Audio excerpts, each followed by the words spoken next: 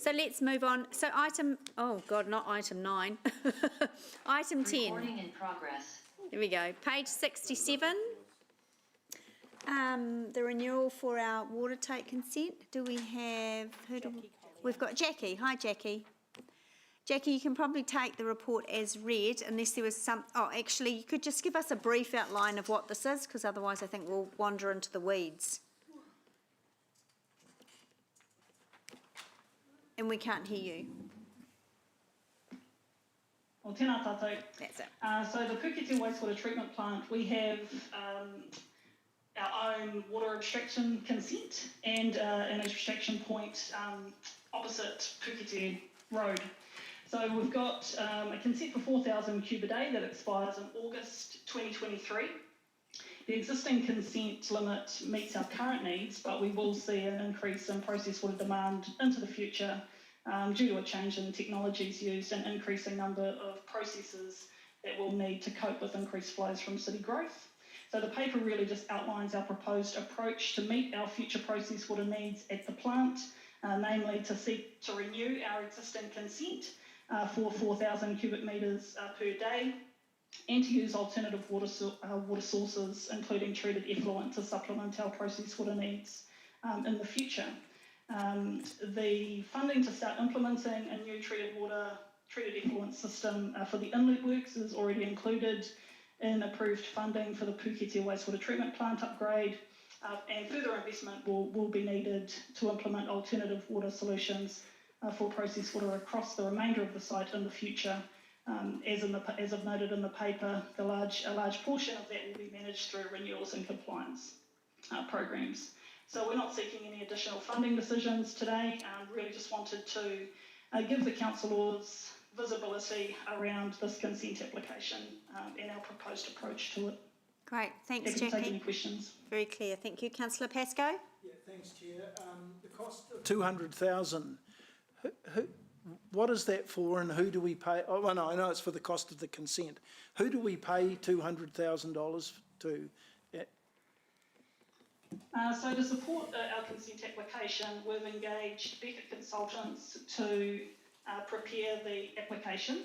There will need to be a number of technical pieces of work to support the application, as well as engagement with Tangata Whenua.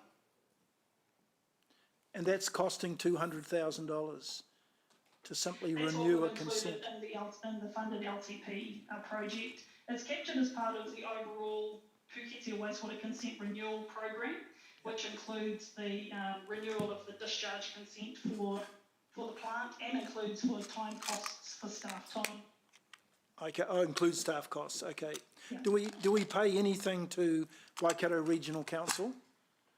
Yes, we will have to in terms of their time cost to process the consent and as part of the consent application fee. Do you have an idea as to how much that is? No, I don't know off the top of my Okay. head, but I can come back to you with that information. Okay, and I think you may have answered this, but I just want confirmation. In paragraph 24, and I assume that this is relevant to the application, the need for more infrastructure funding, the 19.387 million that's required is already in our LTP. So this consent to take twice as much water as we previously have consent for does not require us to buy any new infrastructure that hasn't already been budgeted for, either in renewals or new infrastructure. So just for clarity, we're proposing to seek a renewal of our current consented limit, not to increase the allocation request. I thought we were increasing it. To supplement our future processed water needs with alternative sources, including treated effluent reuse. The Inlet Works project, which that $19 million is funding, includes for recycled water use at the Inlet Works. Oh, okay. Yep, okay. Thank you. I misread that. I thought we were doubling our requirement to 400,000 metres, cubic metres. But I see, I've misread it. Thank you. Thanks, Councillor. Councillor Thanks, Wilson? Yeah, thanks, Chair Angela. Just need an assurance that a breakdown of the 200,000 could be circulated to elected members, so that we understand how that 200,000 is being spent. If it's difficult, then I can put it in the motion if it creates a more formal. I'm happy to follow that up as an action from this meeting. Thank you. Staff action. Councillor Kesh? Thank you. Jackie, do we use treated effluent at the moment? We have used it recently out of emergency sort of circumstances where we've had some equipment failure. So the team have started doing it to address a need, but we're looking to formalise our use of it through a proper treated effluent system on site. And is this, I assume lots of other councils already use treated effluent, or is that something new? Or? For process water use, yes, a lot of other councils do it. Okay, cool. Thank you. Thank you. Right, there are no other questions.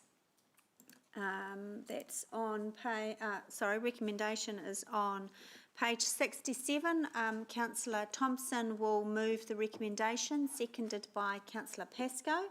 Councillor Thompson, did you wish to debate? Only that it's obviously a really positive thing to be innovative in reducing our water use. So it's a good report and support us keeping our resource consent at the same level. Thank you. No, there's no further debate. Let's do that on a show of hands as usual today. All those in favour, there are none against, that's carried unanimously. Thank you. Right, we're getting there, everyone. Although we are going to have to move an extension in 3 minutes. So next item's item 11, the water stimulus project update from Mairi. Hello again. This is an information only report, Yep. so I'm happy to take it as read and Okay. answer any questions. Yep, thank you. Councillor Pascoe has moved this. I'm happy to second this one. Is there any questions or debate? No debate, no questions. I would just like to say debate Yep. very quickly. Thanks to Mairi and the team. I think we've been very nimble in the way that we're using this $17 million that we got as an unexpected gift from government, and we've been able to move the money around in such a way that we've actually got some really, really good outcomes. So I think to me it's very, very efficient spending on the part of council to get some really good outcomes in this in the stimulus program. So thanks to staff and keep up the good work. Totally agree. All right, that's all. Debate, hands up, those in favour. There are none against. That's carried unanimously. Okay, look, I'll just move. We've got 2 minutes. We've got 2 items, but I'll move so I will move that an extension, what are the words, to the meeting occur, seconded by Councillor Wilson. All those in favour, raise your hands. Let's hope that's carried unanimously, only a few minutes. So item 13, the General Manager's report. Now, I usually step through this, each item. It usually takes us 2 hours. I'm assuming it's not going to take us 2 hours today. So rather than step through everything in each item that's highlighted here, how about we do it for questions just as an exception? So I'll start with Councillor Pascoe and then go to Councillor Gallagher. Thank you. One question on the Crosby Road safety improvement. Just wanting to follow up the fact that there was a lot of activity happening in that space a few months ago. Seems to have gone fairly quiet, and I can't see anything in this report that gives us a timeline as to when we will be back in front of the community to try and sort out an outcome. And I'm not looking for reasons for that, but I'm kind of keen to get some sort of direction that we have a timeline for doing that. So as chair, I can answer that one in particular. I met with staff because I was concerned that at one of our previous agenda setting, we were going to be talking about the item and giving an update, and it had in the public forum that the fire service was going to be presenting, and that caused me to ask questions. So Councillor Sarah, as Deputy Chair, and I met with staff. We got an update on the project, and it was my advice based on the considerable volume of feedback we were getting, not only from the community but concerns from the fire service, that we just pause, that staff take the time to look at all of that feedback, come back with develop another couple of options or jig around the options that were presented, and before they go back to the community and engage again, that they catch up with myself as Chair and Councillor Sarah, and then we will then go back out into the community and we'll update, before we do that, update elected members. And I had in the back of my mind our concerns with recent projects that Yeah, we're sure, all familiar sure, with. so So do I. it was just a matter of taking a pause. We don't need to rush these things. We need to get the engagement with our residents right. So staff, Do you have a time, do you have in your mind when, you know, whether this might No, because happen? lockdown happened, of course, Yeah, which yeah, sure. has put Okay. pressure on staff. So it's on my list to catch up with Eva, and Sarah and I catch up with Eva Lisa very regularly, so we'll get an update on and get it out to elected members as soon as possible. Thank you. So that was that one.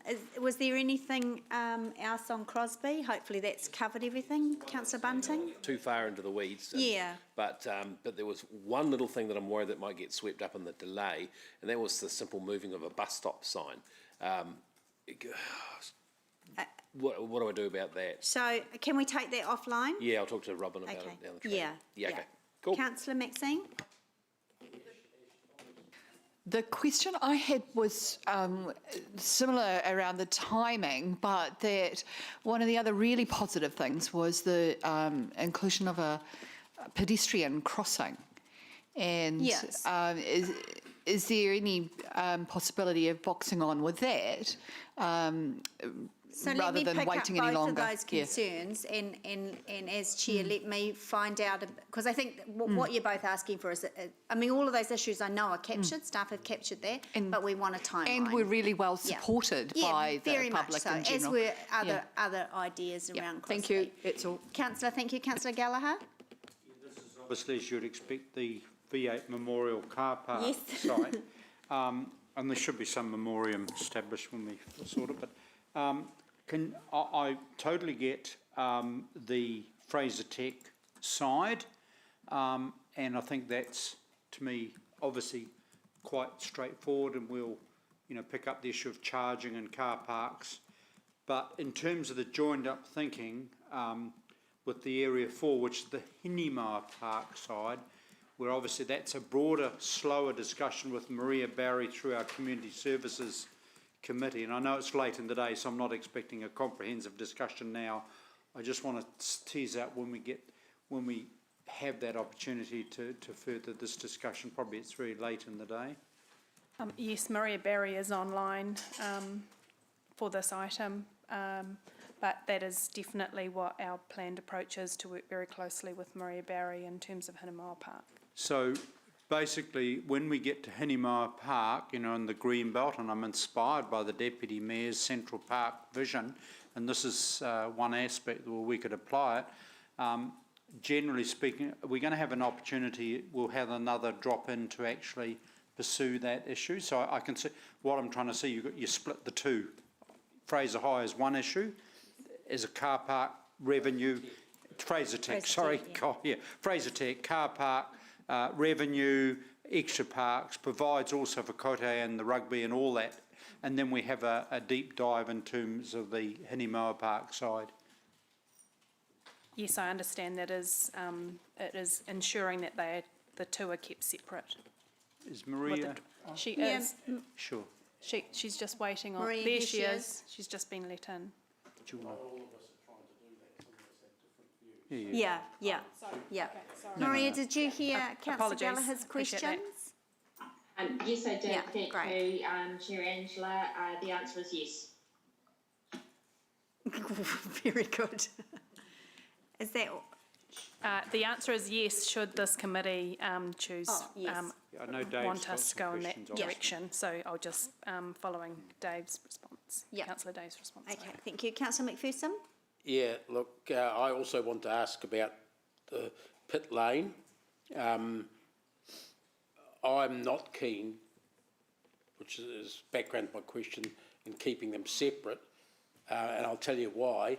Anyone that goes along there and looks at where people are parked will see that Area 4 is chocker most days, working days, and 1, 2 and 3 are less chocker, and up the far at Fraser Tech end, often quite empty, even during the day. So we can't provide paid parking at one end and do nothing about the other end at the same time. So I'm not saying, look, there's all sorts of legal issues about parks and that are solved quite quickly, I might add, when council management and councillors want to sell a park. They seem to get solved quickly to change the designation, etc. So I think that we shouldn't be treating them separately. You know, in that area, you've got to treat it all as one, and maybe there'll be different legal solutions, but what are we trying to achieve?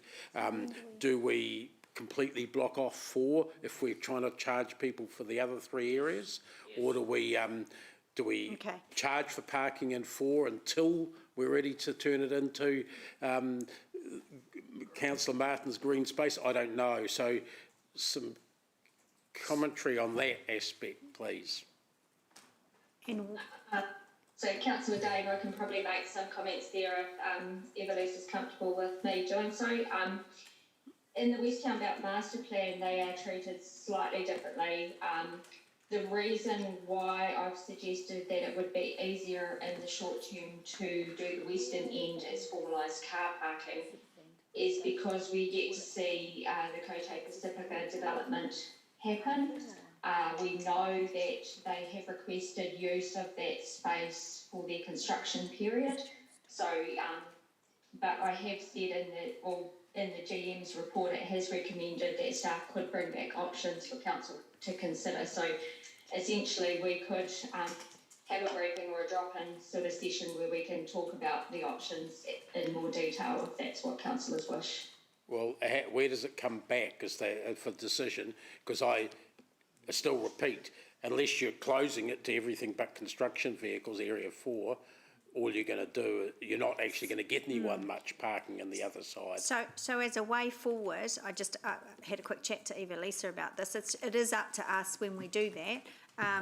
We can do it in the commuter parking, but that's really going to come into Access Hamilton, isn't it? So if we want to do it separately, it's entirely up to us, right?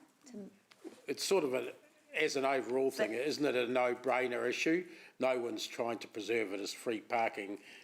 It's either Cote Pacifica using it for that or paid parking combination, but we should be doing that together. You know, making the So rather than have that decision. discussion today, how about we make a note? Can I suggest a staff action to bring back to the next committee report? And As an item? the action that has just been requested in terms of the future proofing, if that's where elected members want us to go in terms of a session, in alignment with Maria and the West Town Belt Master Plan work. Dave obviously raises a valid point. So that's a total discussion with Yeah, Maria well, Barry in the room. everyone's views. We Those need of a us platform from for an everyone's environmental views to vision be point of shared, view that, Yep. but obviously, But not in a committee, I don't 'cause think the otherwise- point Dave is raising is mutually exclusive at all. Yes, Yeah. and there are Yeah, two it's committees just the involved way. here with the Community Committee and the Infrastructure Operations Committee, so it's how we work together to come up with a solution for that. So that will be a start, because I really don't want to have this discussion here. So staff action to find a mechanism, so a drop-in session, a briefing, to look at all options, and all elected members are able to share their views on the future of Pit Lane. In the meantime, could I ask, is it available enough for construction at Cote Pacifica's headquarters? I mean, are they getting area they need for that? So Councillor Dave, they are putting together a traffic management plan for approval, which includes a request in January from memory to shut the western end for a period of about 6 weeks so that they can have cranes on site for the construction of the whānau. So that gives us plenty of time to have some appropriate comms and messaging out to those people who are using it currently. There, though I'm not too worried about consultation with them, given that they've been getting a freebie for about 10 years. Yeah. Could I ask that staff time their proposals for what we're going to do in with that, because that could be an ideal opportunity to break whatever cycle we might, or change whatever cycle we might be wanting to? Absolutely. Sounds good. Okay, Thank you. thank you, councillor. Councillor Gallagher? That'll do. because What Dave said? Councillor McPherson has clearly said, this is what is our future journey Yeah. ahead at this time. Yeah. No, I think that's good. Thank you. Yeah, good action to take. Councillor Thompson? Martin's in the way. My concern was around the illegal dumping, and over lockdown there was a considerable amount of rubbish in parks, and I did receive some correspondence around that as well from residents. I'm not sure quite what the action might be, but I'm wondering if we could have a closer look at the behavioural issues around littering and dumping, and whether there are some actions we can take. Like, for example, I've seen some other cities have actually gotten behavioural scientists to look into these issues and find ways to nudge people to do the right thing. And I don't know what we do, but some of the parks are atrocious with rubbish and, yeah. So what's the question? I guess, is there a way that we can hone in on this issue at some point? It doesn't have to be right now, but... No, it's not going to be right now. No, not right now.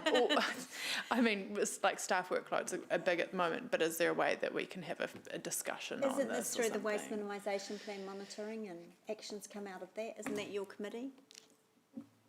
Wouldn't you do it there? Yes, so staff are looking at, even looking at innovative signage that could be used, but it is about human behaviour, as you said, like there are, it is about looking after your community and the messaging and being proud of your community, and so it is working with our community on how we prevent the illegal dumping. So I know our team does work with hotspot areas at specific times of the year, but yeah, it's a hard, illegal dumping is very difficult to manage, because So where did we decide? I guess, yeah, I was just wondering if we can have... So it's potentially an update that we can provide next at the next committee in terms of just what we can do in that space. Okay. Okay. Yep, thank you. Okay, I just have one quick thing, just on biking and micromobility. I'm happy to move this report, and Councillor Thompson will second it. So actually, rather than a question, I kind of want, Robin, if you can stay and just listen to my very, very short comments. Because it's feedback that I know that I believe we have some design guidelines for our cycling infrastructure, and but it does concern me. I was looking at the attachment, and I'm just going to make the point a little tongue-in-cheek, because Robin knows how much I respect and love her, and Martin and his work as well. But when I look at the attachment, we have green surfacing on the road, we have orange cycle wands, we have green sharrow markings, we have blue and yellow bike parklets, orange and black bike repair stations, blue and white cyclist footrests. And then the blue and yellow bike parklets say that they will remain until a new bike shelter will be installed, etc. I guess what my point in my debate is I'm concerned at the hodgepodge approach we've got at the moment, and I know we're retrofitting some things, but I think that cycling infrastructure should be a brand that's easily recognised, that it looks good, and more importantly actually adds to the amenity of our city. And I also want to commend just on this, and we are in debate, not questions, but from Phil Evans, I asked for his direct feedback on the cycling wands over, I call it Massey Street Bridge, but it's Hill Street Bridge, I think. in Frankton, and he gave it an 8 out of 10. He says it was exceptional, and the only reason we lost 2 points were the connections, which Sarah brings up all the time on each end. But I really want to make that point about our cycling infrastructure. We need to be moving towards having a really strong, recognisable brand. This has been seconded by Councillor Thompson. Do you want, as seconder, say anything? Yeah, I know, and I'm sorry I had to indulge a little bit there. Councillor Gallagher? No, I just, hear what you're saying, but I think it's, fantastic, the progress, and just as our architecture in the city is a hodgepodge of different colours and styles, I think we bring that onto our streets. I mean, the fact is that, and I think it's great around the Massey Street, for example. I mean, I think there's some, okay, we can get a discussion around colour, totally, understand that, but I think it's just wonderful to see these initiatives starting to take shape, and particularly the WAN stuff I love, because that's around about giving the visual reminder again to motorists to respect cyclists in some key areas. But great, given the some of the issues we had with Massey Street, it's good that Phil's given us 8 out of 10. I'm very pleased. Yep. I think he cycles the city more often than anyone else. Councillor Bunting. Yeah, look, I remember not so long ago when we put our first cycle ones on the ground, and everyone was all nervous, going, "Oh, what if cars don't like them?" Ooh. And now, how far we've come. And I just want to very, very quickly agree with you about the consistency in our cycle branding. I think it's a really good opportunity, and it's something that Dave's talked about with the Access Hamilton brand as well. So I'd be keen to follow that on. And secondly, I think I need to eat a bit of humble pie here, because I have been constantly critical of using Anzac Parade as a serious cycleway, but I think what they've done there is phenomenal, with very little space. So big ups to the team for that. That's grouse. Great, thanks, Councillor. Or it's grouse. All right. Grouse. So all that's been moved and seconded. All those in favour, raise your hands. There are none against. That's carried. Last report, everyone. The external committees update, page 93. We will take the report as read. The Regional Connections Committee,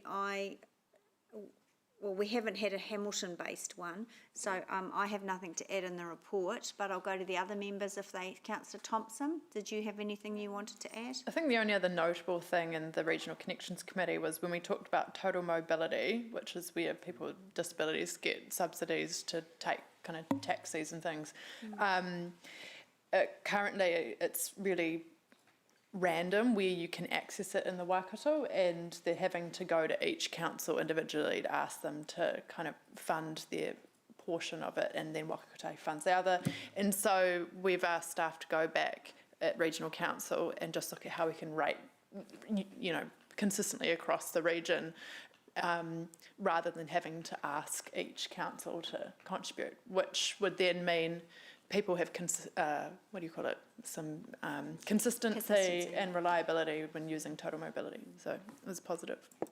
Thanks, and sorry, I should have said to our new councillor, Mark Donovan, that this, you can see from the report that there are some members here that sit on external groups, and we always take the report as read, and I just go to the elected members. It's nice to hear, firsthand their experiences of these committees. So sorry, I didn't do that at the beginning. Councillor McPherson, did you have anything on connections? And then I'll go to Councillor Gallagher. Look, a couple of things in addition to Sarah's point. The Cambridge Hamilton service, PT services and infrastructure update, it's an ongoing issue that's happening after the motorway, the expressway is finished, despite our insistence and protestations since about I was going to say 1912, that probably is accurate, 2012 at least. So I'd like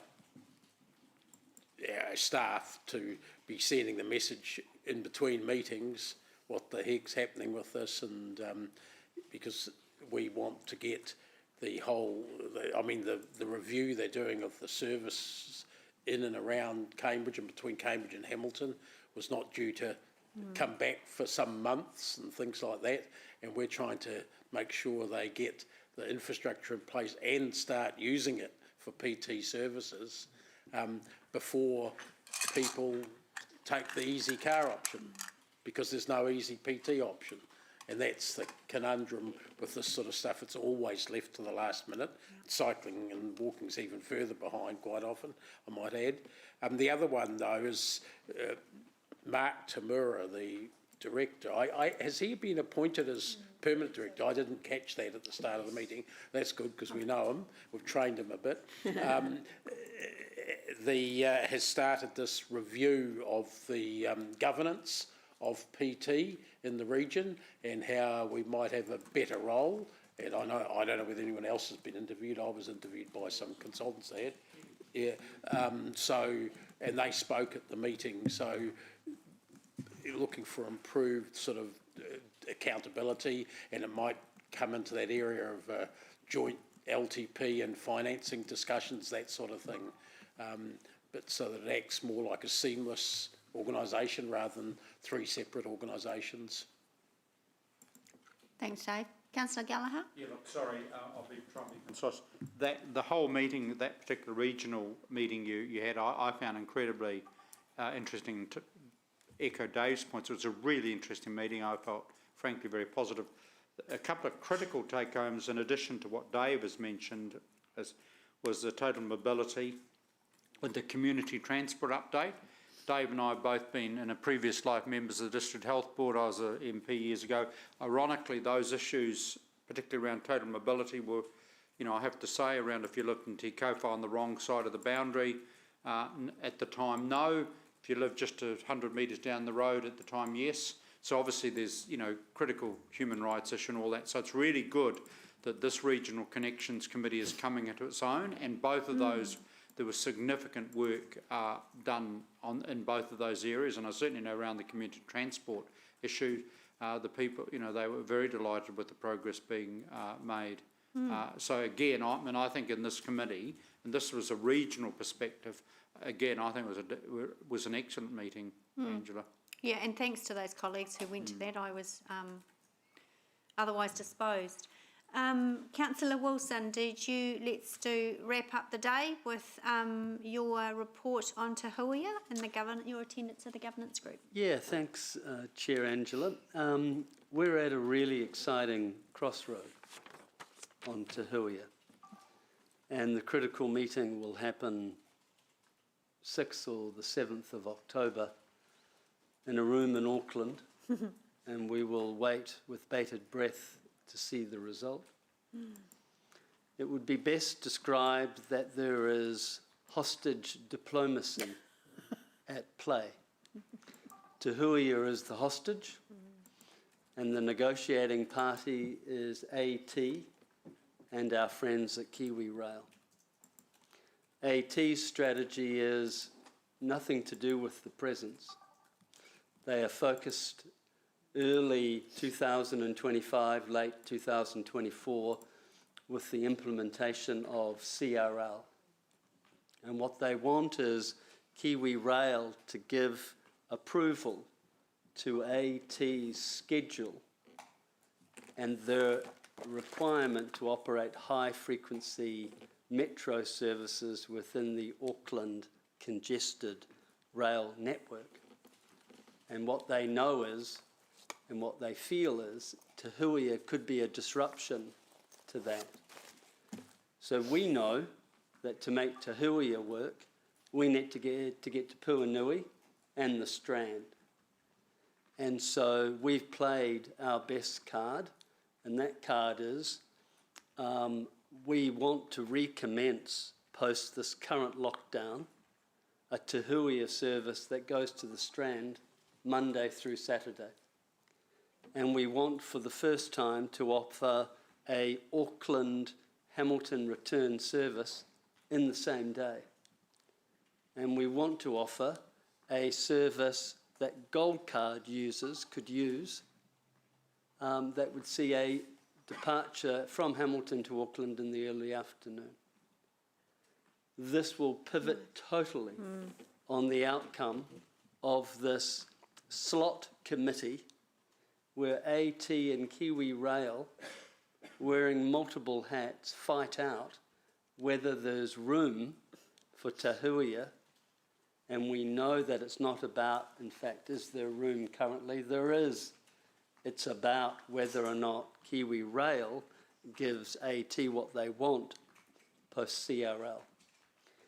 So I am really hopeful that sensible minds will come to a conclusion and that we'll get to be able to announce very soon that Tahuia not only will recommence services, but will go to the Strand, and it will be the game changer. Quickly followed by early next year services to Puanui, quickly followed by additional services, so we'd be offering this sort of mid-morning departure as well. Watch this space, the game's unfolding, let's see who wins. And all the elected members from the three councils who are there, all in unanimous agreement on that. That's my update. Thank you. Questions, councillor Gallagher?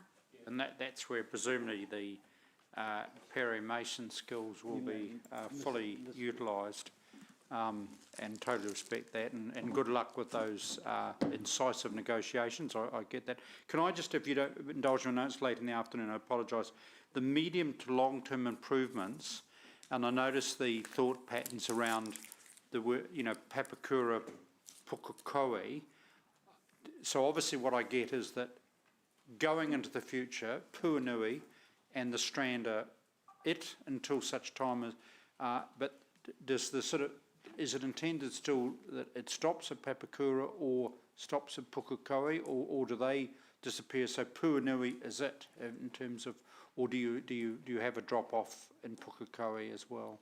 So in the, if I may, Madam Chair, in the foreseeable midterm future, Papakura remains with the Strand.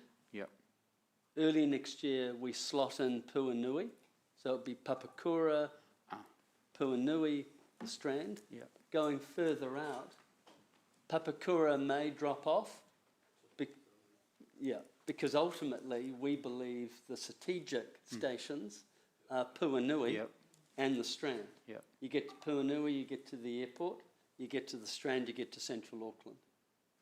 Dave? The reason why we wouldn't do that immediately is because Puanui is not able to accommodate wheelchair departures at the moment. That will happen, but it's going to take a little longer. But Papakura is, and always has been, so that'll be kept at least for that reason, if for no others, for a little while. Yeah, that's very correct. 90 seconds is what Kiwi Rail and AT say they can give us at Puanui. So we can't deliver wheelchair passengers in that 90 seconds safely.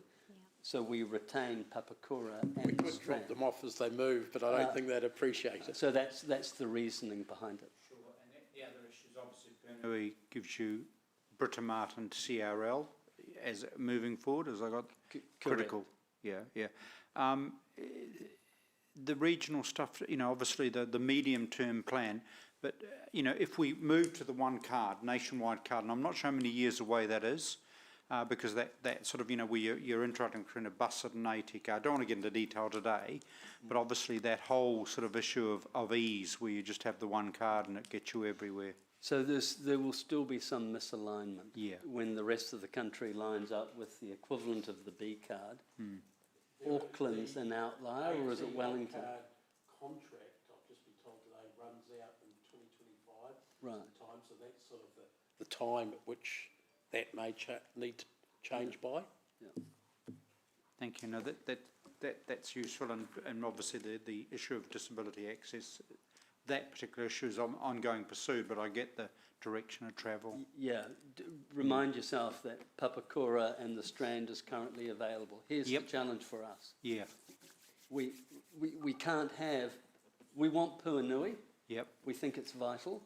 Currently, if we want Puanui and the wheelchair access, we don't get it. Right. So the compromise is Papakura and the Strand as your wheelchair options, and an interim period at Puanui where we stop and pick up, but we can't deliver wheelchairs. Not ideal, I accept that, but I'd prefer to have Puanui without wheelchair rather than having no Puanui. It's a practical decision based on the parameters we have. On offer. And wheelchair passengers can still access the airport link at Puanui, just have to do it via a metro connection Correct. between Papakura and Puanui, on it, which is on a different line and different stopping platform. No, thank you. Just through the chair, I do want to thank both you and Maka and our staff because obviously don't underestimate the work they're doing. I mean, this is critical for this project being successful, medium and long term. And frankly, if all this comes to pass with respect, it's incredibly exciting for the city. Thank you. Councillor Donovan? Thank you. As a former train boy who caught the train from Papakura, actually from Takanini to out to Glen Innes, when we used to hop off at Otahuhu and then redirect out, I know I've spent a lot of time on that southern line, know what it's like. I know my memory of Puanui's one that's not so great. Didn't get to school a lot on time either, but thankfully the service is better. Question, why not a Sunday service? So we're working really hard at the Sunday. You would imagine, I mean, if this was about common sense, we would have been going to the Strand, we would have been operating 7 days a week. Yeah. But this is rail and common sense is not two things that are often in the same sentence. But we have a plan.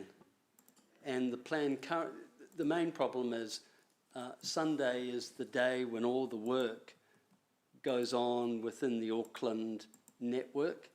$1 billion is being spent in replacing 200 kilometres of rail, and a lot of that work happens on Sundays. So everybody is barred from operating on a Sunday till about 1600 in the day. It hasn't gone unnoticed by me and others that suddenly Kiwi Rail's northern service gets through at about that time, and multiple freight trains get through at about that time. So we have a plan, and the plan is that Te Huia is in the mix, and we hope early next year, as we add the additional aspects of Puanui, a third service, we'll also be adding a Sunday service. Watch this space. We know that it's absolutely vital to provide, as we aspire to an optimal service, to add a Sunday service. We're desperately trying. We're having to currently manage the congestion. We haven't lost focus on it. And that will enable both Aucklanders to spend a weekend down here and vice versa, and get back on the weekend. I don't know that we want to encourage Aucklanders to come down here, do we? Yeah, we do. To our lovely city?